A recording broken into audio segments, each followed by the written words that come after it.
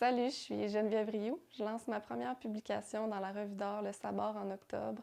Je remercie d'ailleurs Ariane Gélina et l'équipe du Sabord qui me permettent cette première possibilité-là. Je remercie aussi David Goudreau, avec qui je travaille depuis plus de 2 ans sur différents projets d'écriture. Il m'accompagne avec sensibilité et justesse. Je lui suis reconnaissante.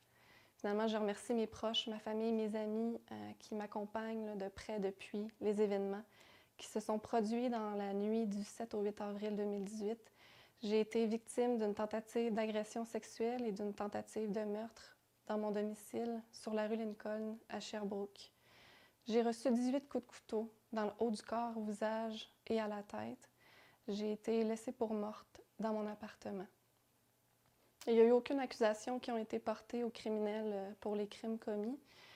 Et d'ailleurs, il y a peu de femmes victimes de féminicide qui peuvent s'exprimer, donc je vais prendre mon droit de parole. Je vais vous lire certains extraits de ma suite poétique qui s'intitule « Je n'ai pas dit mon dernier souffle », dossier EG 2018 1637-8. La vie me presse les tempes et la carotide de m'en sortir.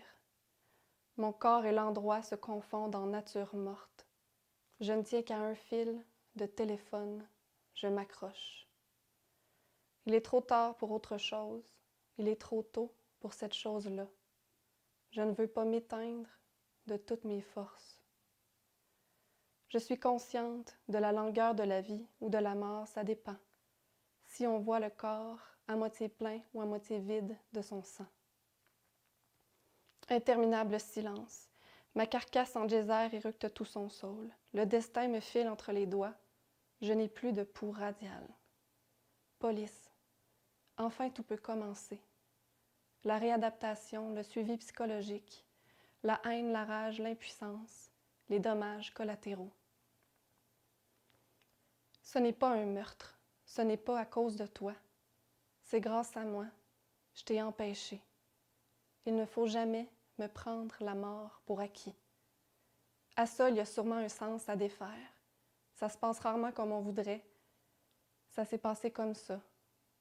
La vie, la mort surtout, et le retour à la vie. Ta pulsion à toi, la mienne plus forte encore. Ma mort ou à peu près, ma mort d'1 minute ou 2, voire 10 avant de revenir à la conscience. Ma mort m'a sauvé la vie. Quelqu'un sait quelque chose quelque part et permet ton délire. Le pire est derrière moi, devant toi. Non, ce n'est pas moi qui vis dans la plus grande terreur.